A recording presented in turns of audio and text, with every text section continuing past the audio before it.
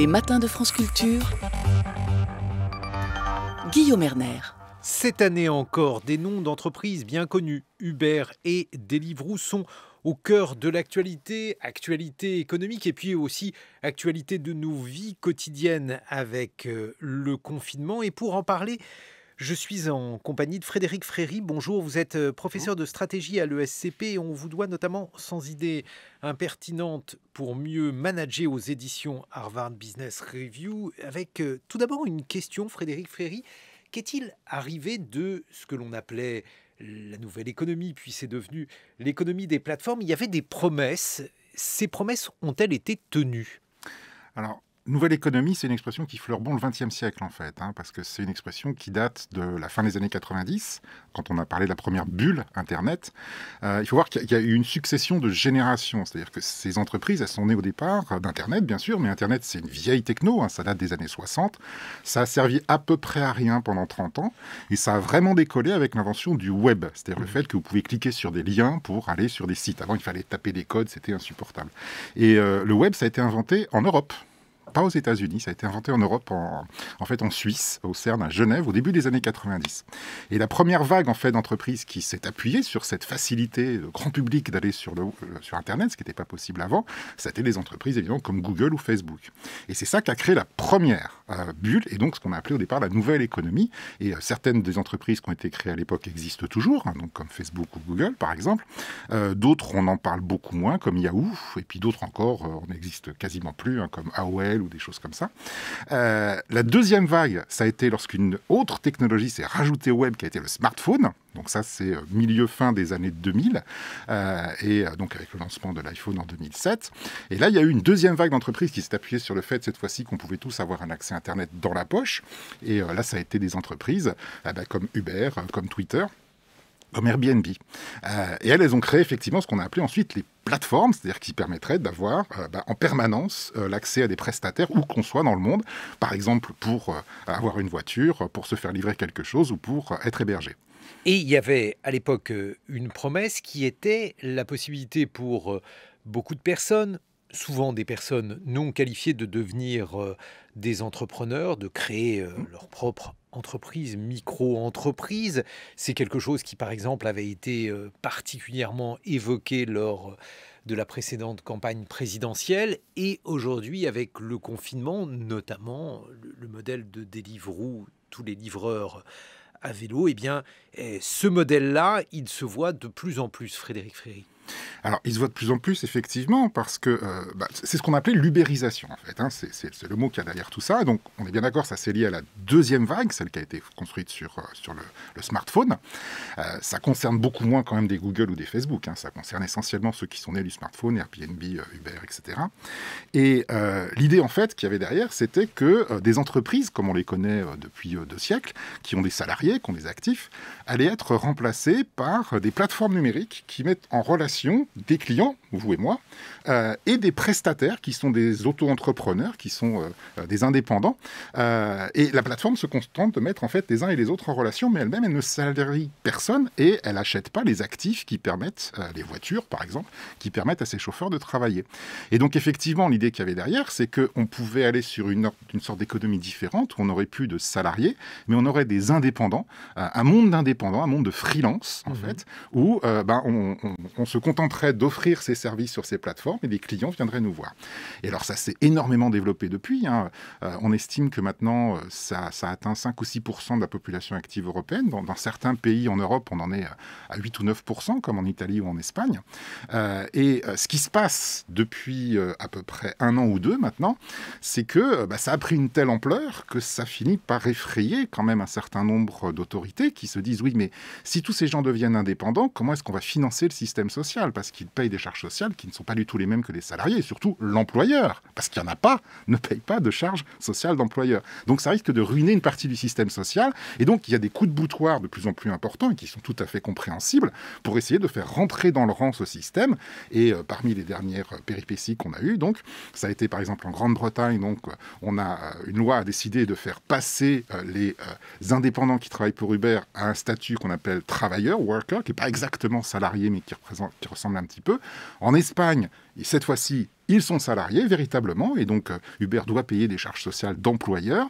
Et tous les pays commencent comme ça à essayer de faire évoluer ça. Même chose pour des livreurs également. C'est la même chose pour les à livreurs. Paris, qui seraient employés. C'est pas une décision de justice. Oui, là, c'est en fait une des entreprises qui a décidé de le faire. Hein. C'est Just Eat, qui est maintenant hollandaise. Et eux, ils ont annoncé... Alors, c'est assez intéressant, Just Eat, parce que jusqu'ici, leurs livreurs, en fait, ils sous-traitaient ça à une société qui s'appelle Stuart, qui elle-même faisait travailler les auto-entrepreneurs qui étaient des livreurs en vélo. Au passage, point intéressant, Stuart est une entreprise qui appartient à La Poste française. Et c'est elle qui utilisait ces auto-entrepreneurs en vélo. Et ils ont annoncé que ces livreurs en vélo indépendants, maintenant, ils allaient être recrutés, en fait, directement par Just Eat. Ils en recrutent 4500. Et donc, ils passent dans un système qui est un système de salariés. Alors, il y a une différence qu'il faut bien comprendre quand même, c'est que ça, c'est de la livraison en vélo. Et donc, les actifs que vous devez, l'outil de travail que vous donnez à votre salarié, dans ce cas-là, au pire, c'est un vélo, et au mieux, c'est un casque, un sac à dos et une parka. C'est pas du tout la même chose pour du VTC, pour de la voiture, parce que là, il faut lui donner une voiture. Et il faut voir que Uber, ils en sont maintenant à 4 millions de chauffeurs qui travaillent, les indépendants qui travaillent avec Uber dans le monde.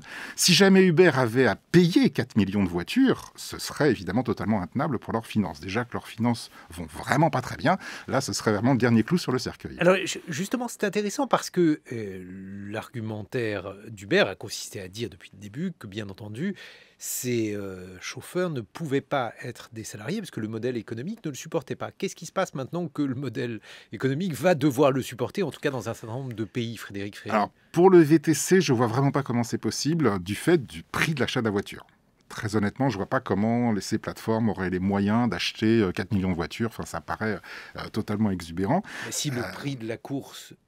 Ou alors, il faut que le prix de la course augmente très significativement, effectivement. Alors, ça veut dire que le prix de la course, aujourd'hui, il est insuffisant. Le prix de la course, qui a été largement théorisé. D'ailleurs, je vous propose de le dire de manière plus précise. Oui, en fait, faut comprendre que Uber, si on prend le cas spécifique de Uber, c'est une entreprise qui, depuis sa création, perd en moyenne à peu près 1 milliard, 1,5 milliard par trimestre. D'accord. Donc c'est un puits sans fond. Et qui est-ce qui permet à l'entreprise de continuer à exister? En fait, c'est qu'il y a des investisseurs en permanence qui remettent de l'argent au pot. Ce qui est une forme d'entreprise capitaliste très étrange, parce que dans une entreprise normale, si j'ose dire, en tant que prof de stratégie, qui est-ce qui paye pour l'investissement? Comme son nom l'indique, ce sont les investisseurs. Et qui est-ce qui paye pour l'exploitation? Ce sont les clients. C'est les clients, quand ils payent, en fait, ils permettent de payer les salaires, de payer les charges, etc. C'est une question que j'aime toujours poser, c'est-à-dire dans les entreprises, aux salariés, c'est je leur demande, mais en fait, qui est-ce qui paye votre salaire? Et vous verrez, il y en a beaucoup qui répondent, c'est le patron, ou alors c'est le service des ressources humaines. Non, en fait, le seul qui paye le salaire, c'est le client.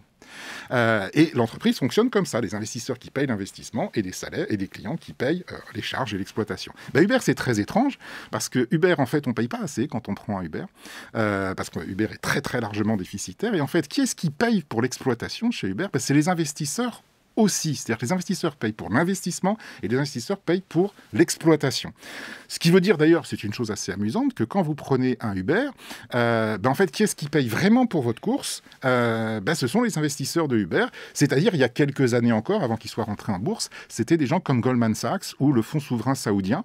Et donc, c'était assez amusant de se dire que quand on prenait Uber, c'était les Saoudiens et Goldman Sachs qui payaient. Donc, la course est subventionnée. Donc, ça, c'est une mauvaise nouvelle pour par les actionnaires. Ouais. Alors, de manière assez importante, il y a eu différents calculs. Ouais. Tout cela est très controversé. Mais on allait jusqu'à dire que 50% du prix de la course était pris en charge par les actionnaires, ce qui provoque une concurrence évidemment déloyale avec notamment les taxis, Frédéric Ferry. Alors, bien sûr, cela dit, les taxis profitent également de réglementations spécifiques. Ils ont le droit de faire de la maraude, c'est-à-dire de prendre les clients qui sont au bord de la rue. Ils ont le droit d'aller dans les aéroports spécifiquement pour des zones particulières. Ils ont le droit aux voies de bus. Enfin, ils ont un certain nombre d'avantages, et notamment également l'essence ou l'achat des voitures, que n'ont évidemment pas les VTC. Donc, évidemment, d'un côté, on peut dire que oui, il y a un financement par les actionnaires qui n'est pas normal du tout parce que les taxis n'en profitent pas. Évidemment, les VTC répondent oui, mais les taxis, ils ont aussi des avantages réglementaires que nous n'avons pas. Ça peut se discuter dans les deux sens, très honnêtement. Et il y a malgré tout le prix de la licence qui, dans certaines villes comme Paris, pour les taxis, représente une barrière à l'entrée plus importante. Au-delà de ça, Frédéric Ferry, un service comme Uber et non rentable aujourd'hui. Deliveroo, est-ce rentable? Alors Deliveroo, c'est pas rentable non plus. Deliveroo, alors c'est pas dans les proportions aussi gigantesques que Uber, mais Deliveroo encore l'an dernier a perdu un peu plus de 300 millions.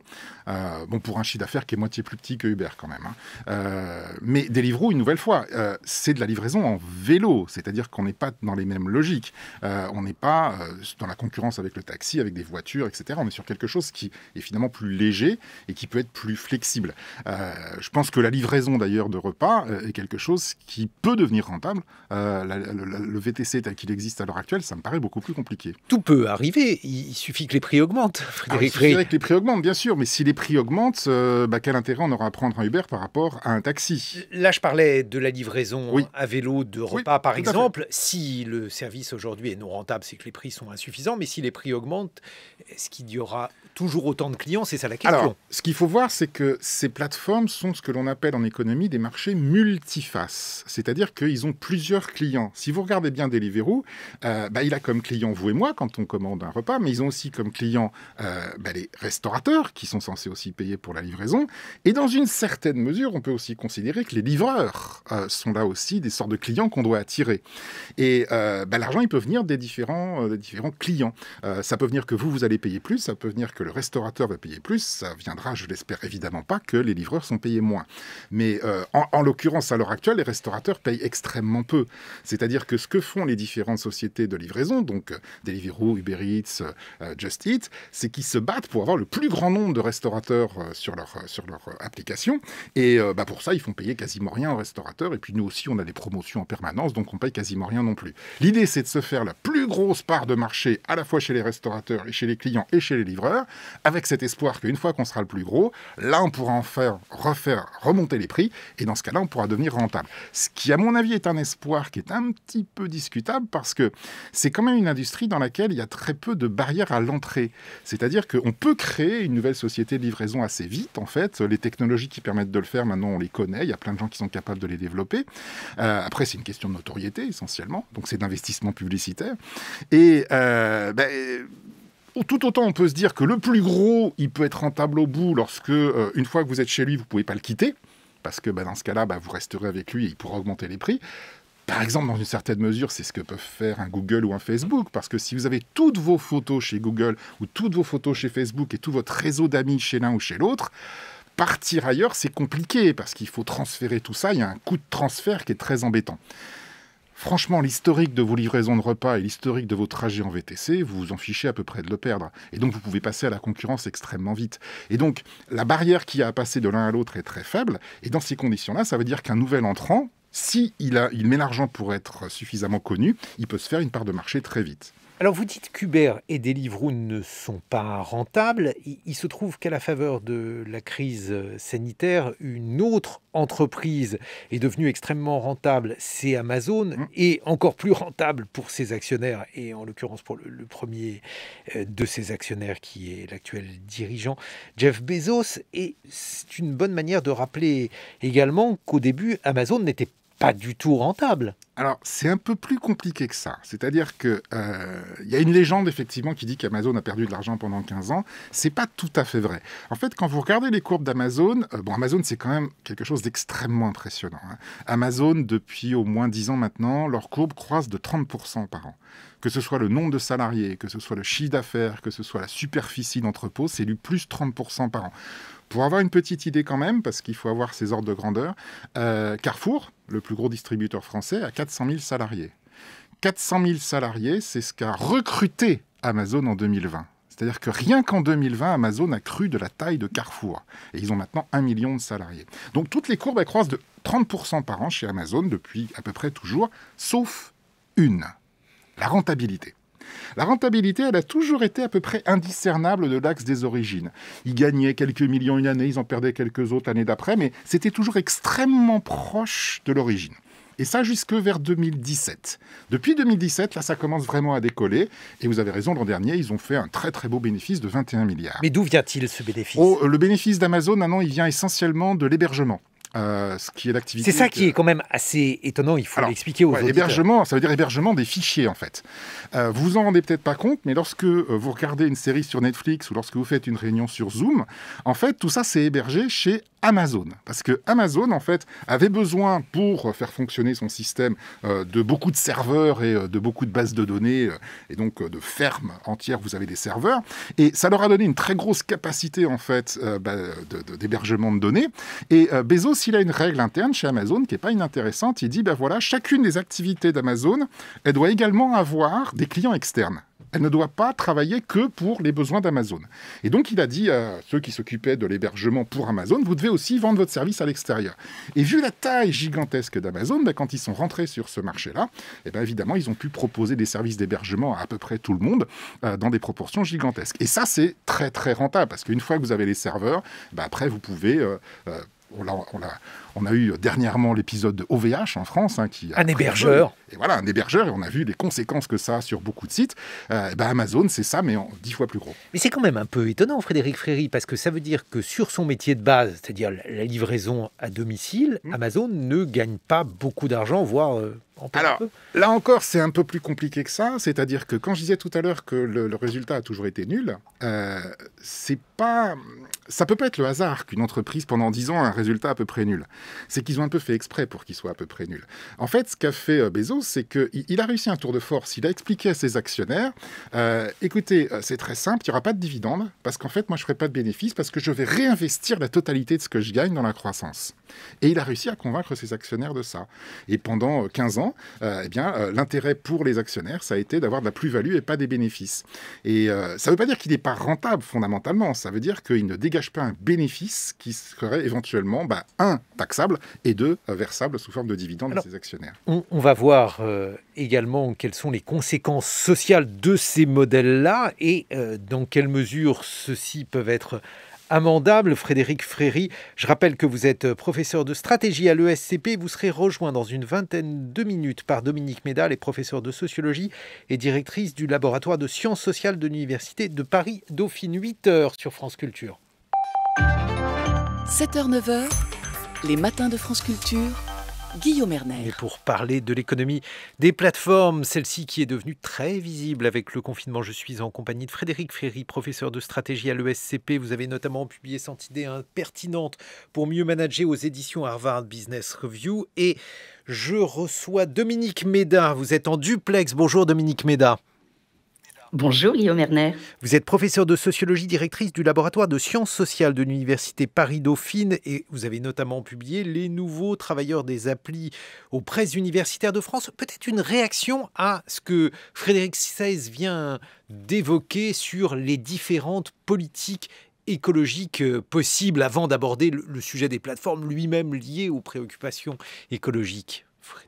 Dominique Méda. Oui, volontiers. Ce que nous montre cette chronique, c'est qu'on a maintenant une nouvelle dimension de l'action publique qui rentre en compte, et donc une dimension qui était auparavant un peu déconsidérée, voire complètement négligée.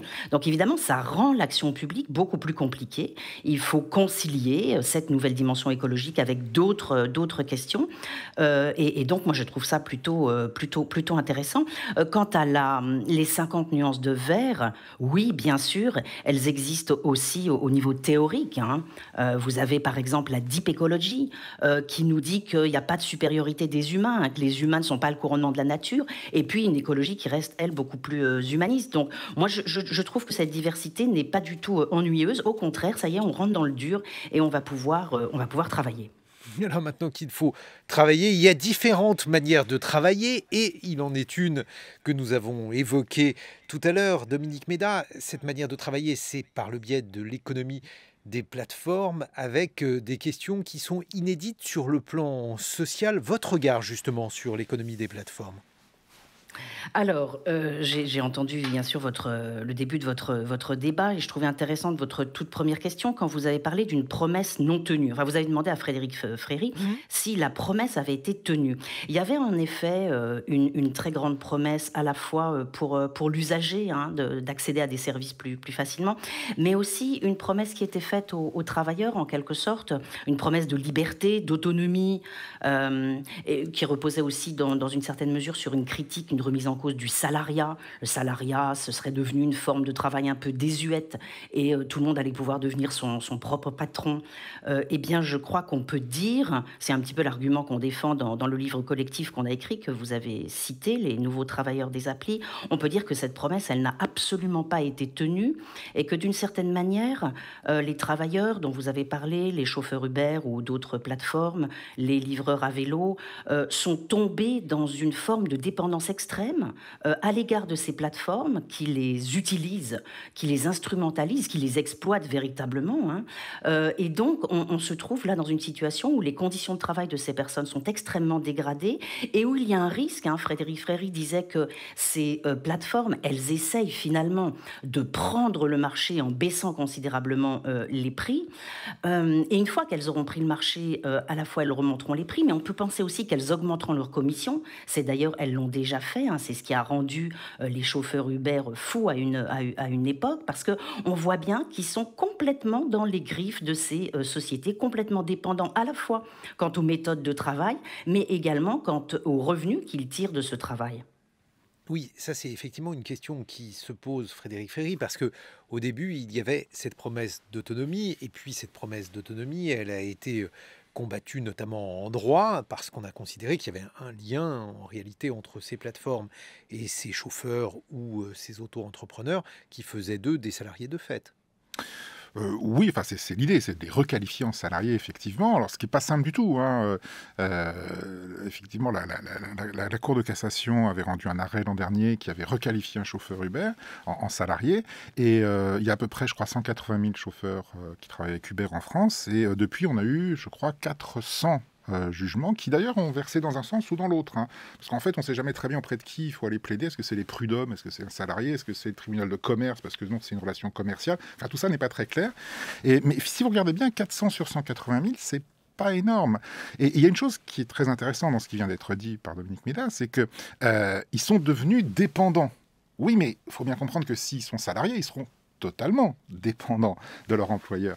Et quand on interroge des chauffeurs Uber, on se rend compte qu'il y en a une proportion importante d'entre eux qui tient à cette indépendance, qui tient à cette liberté. Et ce qu'ils reprochent à Uber, c'est de ne pas avoir cette indépendance et cette liberté, mais pour autant, ils ne souhaitent pas tous devenir salariés, parce qu'ils veulent conserver cette liberté, ils veulent rester en fait auto-entrepreneurs pour un certain nombre d'entre eux. Et donc on est dans une situation qui est compliquée, parce que du point de vue des autorités, on voudrait en faire des salariés comme les autres, mais eux-mêmes finalement ils sont assez attachés à ce qu'on leur avait promis au départ, et ce qui est vrai n'a pas été totalement tenu, qui est cette liberté d'indépendant. Dominique Méda, une réaction? Alors, il y a dans cette... on leur a fait miroiter, en effet, une liberté totale. On leur a dit qu'ils seraient leur propre patron. Et il faut voir aussi que ces personnes, elles ont souvent du salariat une image assez dégradée. Le salariat, qu'est-ce que c'est? C'est avoir un patron et c'est avoir un faible salaire comme chez McDo. Donc le salariat, c'est vrai, ne fait plus rêver.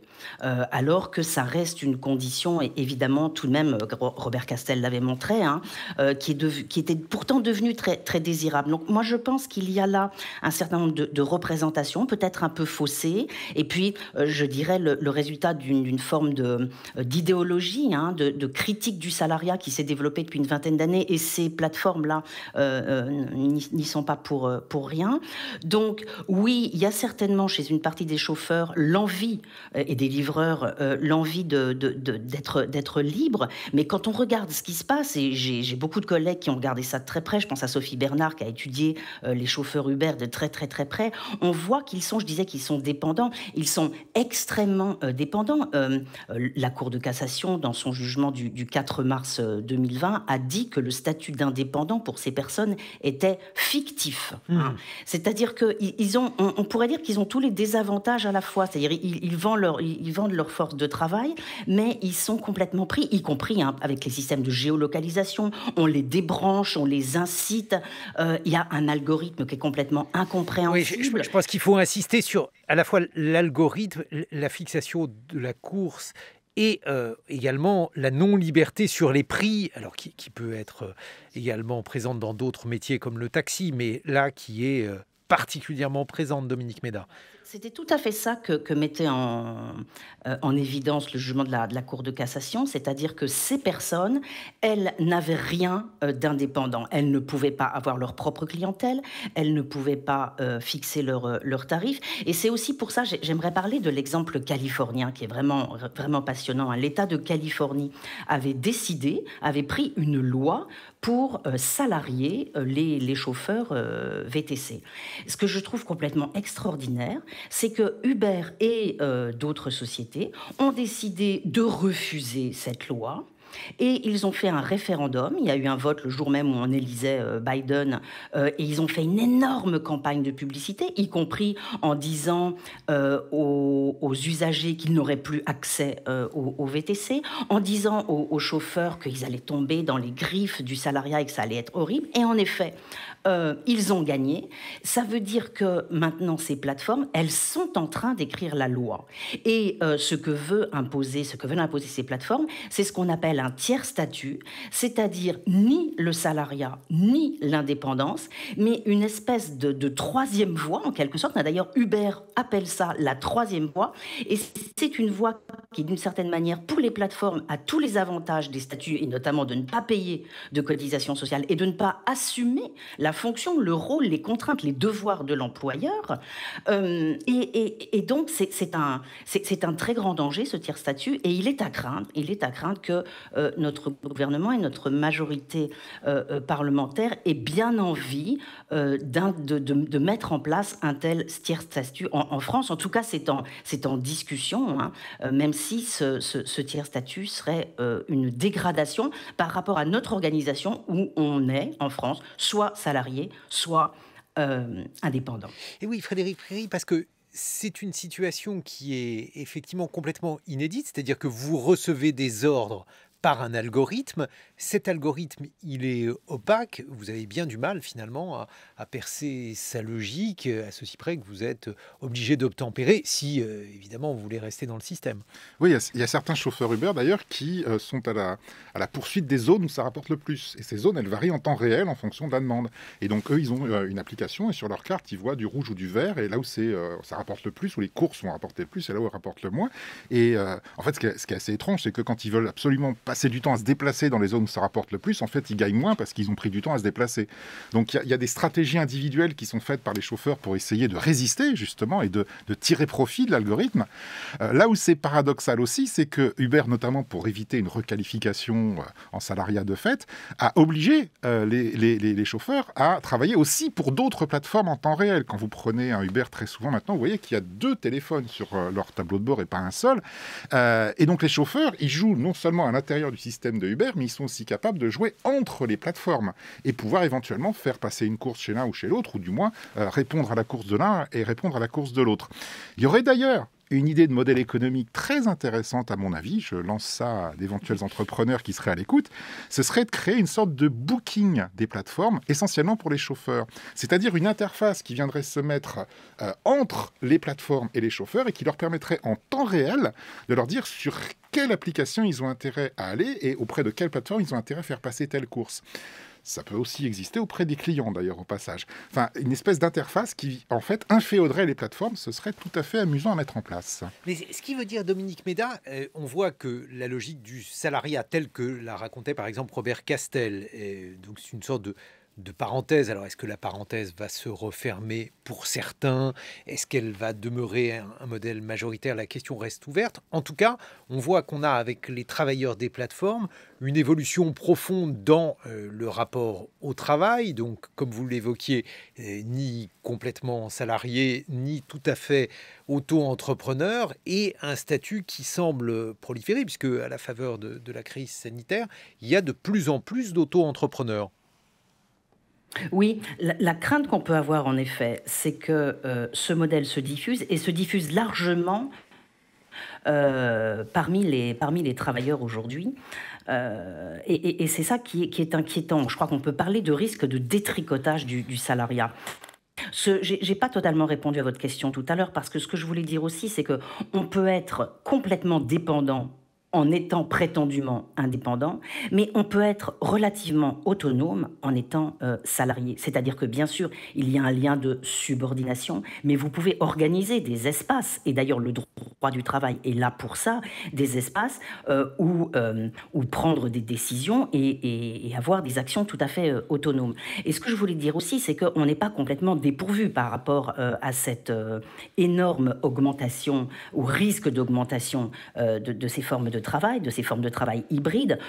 Il y a eu récemment, et il y a encore des propositions de loi sénatoriales qui essayent de proposer... Alors, il y a eu plusieurs choses. Hein. Il y a une proposition sénatoriale communiste qui proposait tout simplement une assimilation de ces chauffeurs et livreurs aux salariés. Donc, on les met sous la protection, en quelque sorte, du Code du travail, et qui faisait également des propositions sur l'algorithme, pour ouvrir l'algorithme, permettre qu'on regarde ce qu'il y a dedans, et sur la représentation des travailleurs. Et il y a une autre proposition de loi qui a été déposée là par les socialistes, qui, elle, propose à la fois une présomption de salariat, qui propose également une action de groupe, c'est-à-dire que vous voyez aujourd'hui, la requalification, elle est individuelle. Chaque chauffeur doit aller devant la justice pour se plaindre, et après, quand il obtient la requalification, c'est juste pour lui.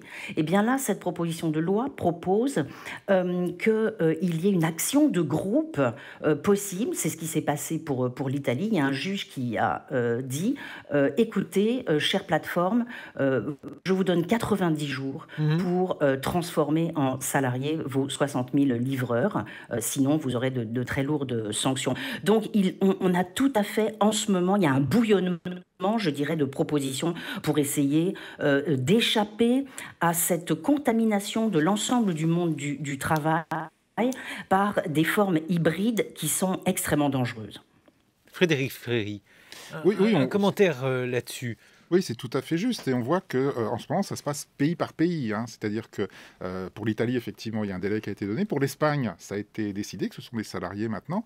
En Grande-Bretagne, en revanche, c'est le statut indépendant, le troisième statut, hein, qui existait déjà avant, qui s'appelle le statut de worker, donc de travailleur, et qui est qui est intermédiaire entre le pur indépendant et le salarié.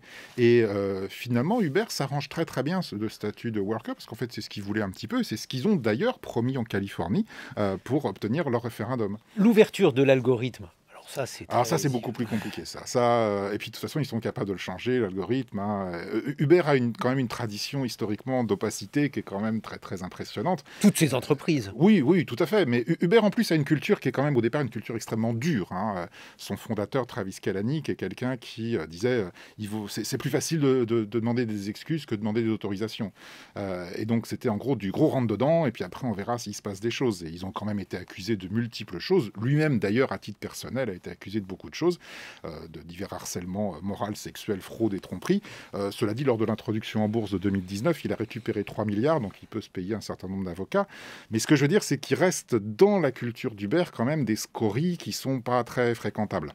Et donc imaginer que ces gens-là pourraient s'ouvrir très facilement, c'est à mon avis un vœu pieux. Et toujours dans les arguments qui sont invoqués par ces plateformes, et pas par ces plateformes d'ailleurs, Dominique Méda, il y a l'idée que l'on esquissait tout à l'heure, selon laquelle finalement le salariat est aujourd'hui une forme de travail, ou en tout cas un lien juridique avec son employeur qui est de moins en moins recherché. Alors à la fois, il y a un intérêt pour ces plateformes de ne pas justement avoir affaire à des salariés, et de l'autre, il y a peut-être une aspiration sociologique pour certains de ces auto-entrepreneurs? Alors, je ne pense pas qu'on puisse dire que c'est une forme moins recherchée. C'est une forme qui est l'objet de critiques parce qu'un certain nombre de personnes veulent promouvoir, sinon l'indépendance, au moins l'auto-entrepreneuriat, ce qui n'est pas du tout la même chose. Hein. C'est-à-dire que le travail indépendant, c'est très bien. Vous avez votre entreprise, vous avez vos outils de production, vous répondez à des commandes, vous fixez vos prix, etc. Mais ça n'a rien à voir avec ce statut de micro-entrepreneur qui a été donc mis en place en 2009 et qui, je dirais, qui franchement pose beaucoup de problèmes. Vous avez un certain nombre d'entreprises qui ont transformé immédiatement leurs salariés en auto-entrepreneurs parce que ça vous permet quoi? Ça vous permet de faire des économies de cotisations sociales. Donc il y a un énorme, vous le disiez tout à l'heure, mais il y a un énorme problème après de financement de la protection sociale. Et Hubert disait d'ailleurs que si jamais on les obligeait à avoir des salariés, ça augmenterait leur coût d'exploitation de 30%. Bon, ça veut dire qu'aujourd'hui, ces entreprises, elles exercent une concurrence déloyale absolument invraisemblable par rapport à d'autres entreprises qui, elles, doivent payer ces cotisations sociales. Donc elles font un véritable dumping social. C'est ça qui est insupportable. Donc je ne dirais pas que le salariat est moins recherché, mais le problème, c'est que le salariat, lui aussi, s'est dégradé, hein, avec des conditions de travail de plus en plus difficiles, une intensification du travail, des formes de travail atypiques et de contrats très, très courts. Donc c'est vrai que parfois, le salariat peut paraître, aussi le phénomène des petits chefs, donc parfois le salariat peut paraître un peu inconfortable. Mais je crois que ce qu'on peut dire, c'est que le salariat reste aujourd'hui, comme le disait Castel, hein, ce montage de travail et de protection, une formule extraordinaire qu'il faut absolument sauvegarder. Oui, alors en fait, c'est quelque chose qui fonctionne dans les deux sens, parce que s'il y a du dumping social, c'est aussi, Dominique Méda, qu'il y a des services qui sont proposés à moindre coût. Alors en réalité, ils sont proposés à un coût inférieur que ce qu'ils devraient coûter si les cotisations sociales étaient versées, si les actionnaires ne subventionnaient pas une partie du prix de la course. Je parle d'Uber, mais ça aussi, c'est quelque chose avec lequel il faut composer. Il y a des consommateurs qui ne payent pas le prix des véritables services. Bien sûr, bien sûr. Et si vous voulez, je crois que ce qu'il faut rappeler, c'est que ces entreprises, elles tirent profit du travail de personnes. Et donc, on ne peut pas à la fois tirer profit et n'avoir aucune responsabilité. Or, c'est ce qu'elles font.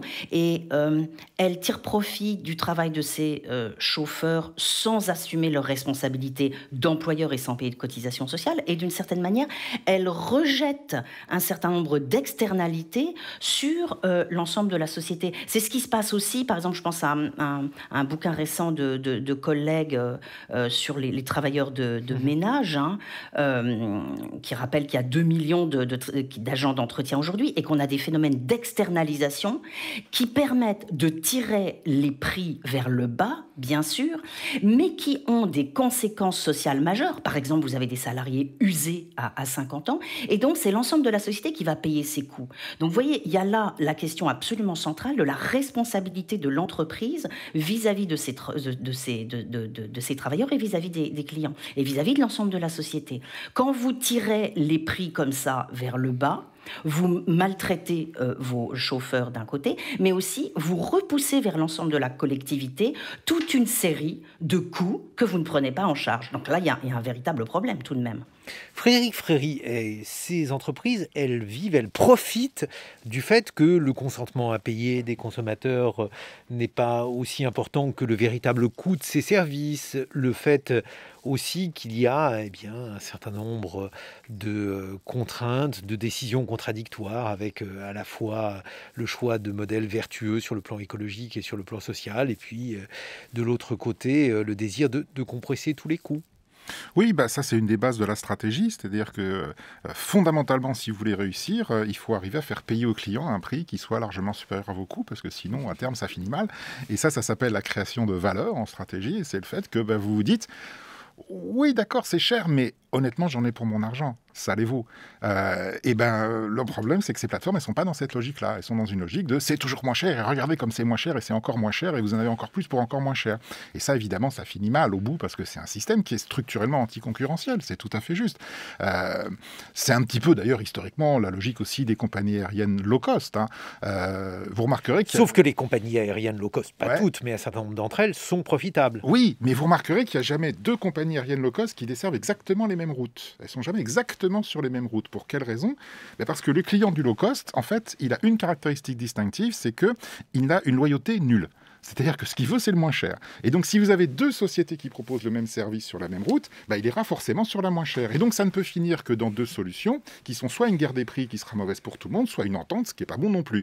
Et donc, c'est des systèmes qui sont intrinsèquement pas concurrentiels. Quand l'objectif n'est pas de créer une valeur supérieure au coût, de toute façon, économiquement, c'est une impasse. Bon, mais alors Frédéric Fréry, si on poursuit le raisonnement que vous teniez tout à l'heure, si on considère que ces services, ils sont subventionnés par l'actionnaire puisqu'ils ne sont pas vendus au coût réel. Il y a un moment où les actionnaires se lasseront et à ce moment-là, ou bien le prix de ces services va augmenter fortement. On peut imaginer par exemple pour Uber qu'il rejoigne le prix des taxis, si tant est d'ailleurs que le prix des taxis est supérieur au prix des Uber. Pour d'autres services pourraient tout simplement disparaître. Oui, très honnêtement, moi, c'était l'hypothèse que je fais depuis un certain nombre de temps, de dire, mais ça ne peut pas durer comme ça, on ne peut pas avoir des puits sans fond éternellement. L'ennui, c'est qu'on est dans un monde où il y a une abondance d'argent absolument délirante. C'est-à-dire que ça, je pense qu'il va falloir que vous l'expliquiez. Les robinets d'argent sont ouverts complètement à fond, quoi. C'est-à-dire quoi qu'il en coûte. C'est-à-dire que maintenant, on est dans des systèmes avec... En plus, on est dans une situation... Alors, c'est en train de changer, mais de taux d'intérêt nuls, voire négatifs. Donc vous parlez d'abondance d'argent sur les marchés financiers. Bien évidemment, je veux dire, c'est ce que je veux dire. Et cette abondance d'argent absolument considérable fait que y a des gens qui sont prêts à miser de l'argent sur des choses qui peuvent être un petit peu plus risquées, surtout que par ailleurs, ce sur quoi on gagnait historiquement de l'argent, qui étaient des obligations d'État ou des choses comme ça, ne rapporte plus rien. Et donc, vous avez une bulle, on peut le dire, d'investisseurs qui se disent, bon, ok, pour l'instant, ça rapporte rien, mais enfin, si jamais un jour ça rapporte quelque chose, ça peut faire une culbute. Et là où c'est quand même stupéfiant, c'est que ça a été le cas. C'est-à-dire qu'il faut quand même se souvenir que Uber est rentré en bourse en 2019. À l'époque, je disais, évidemment, mais attendez, c'est n'importe quoi, une entreprise qui n'a jamais été rentable et qui ne le sera jamais, c'est complètement idiot d'acheter les actions. Dans une certaine mesure, j'aurais quand même dû en acheter, parce que depuis, ça a gagné 30%. C'est-à-dire qu'on est sur une bulle qui est stupide, mais on est dans une situation qui devient un peu aberrante, parce que ce qui serait irrationnel, ce serait de ne pas penser que le marché l'est aussi. Dominique Méda, une réaction par rapport à ça, puisque les règles du capitalisme sont faussées pour les raisons qu'on vient d'évoquer, comment les choses peuvent-elles évoluer ?